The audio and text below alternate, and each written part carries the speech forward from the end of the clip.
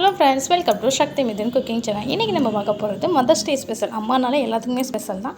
அது cook with கோமாளில் Madan Gopi அவங்க செஞ்ச ரெசிபி தான். அதை கொஞ்சம் டிஃப்ரெண்ட்டாக செய்யலாம். ஃபஸ்ட்டு கொஞ்சம் தண்ணி, ஒரு கிளாஸ் தண்ணி ஊற்றி நல்லா கொதிக்க விடுங்க.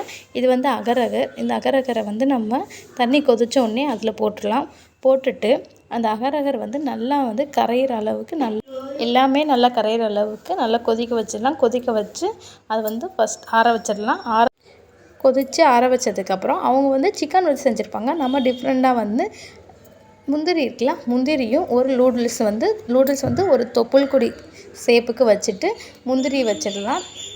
முந்திரி உள்ள குழந்தை இருக்க மாதிரி செட் பண்ணி வச்சோம்னா ஜெல்லி ரெடி ஆகிரும். அதுக்கப்புறம் ஸ்ரீலங்கா ஸ்பெஷல் சம்பல் செய்யலாம். அதுக்கு ஒரு 5-6 சின்ன வெங்காயம், 4 பூண்டு, ஒரு பட்டை மிளகாய் போட்டு நல்லா தேங்காய் எண்ணெயில் யூஸ் பண்ணிக்கலாம். தேங்காய் எண்ணெயில் நல்லா வதங்கினதுக்கப்புறம் தேங்காய் சில்லு இருக்கு இல்லையா, தேங்காய் சில்லை கொஞ்சம் கொஞ்சமாக கட் பண்ணி போட்டுட்டு நம்ம வதக்கின எல்லாத்தையுமே போட்டு கொரகொரப்பாக அரைச்சிடலாம். ரொம்ப நைஸாக அரைக்க வேணாம்.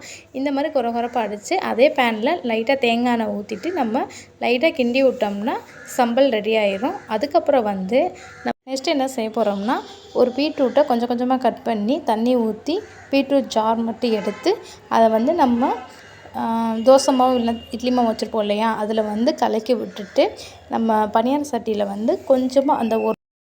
கொஞ்சமாக அந்த மாவை ஊற்றி ஸ்ப்ரெட் பண்ணி விட்டுடலாம். அது ஒரு லைட்டாக நம்மளுக்கு ஒரு கூடு மாதிரி கிடைக்கிற மாதிரி இந்த மாதிரி ஒரு 9 செஞ்சு வச்சுக்கலாம். ஒரு 9 மந்த்துக்கு அன்றைக்கி அந்த மாதிரி செஞ்சு வச்சிடலாம்.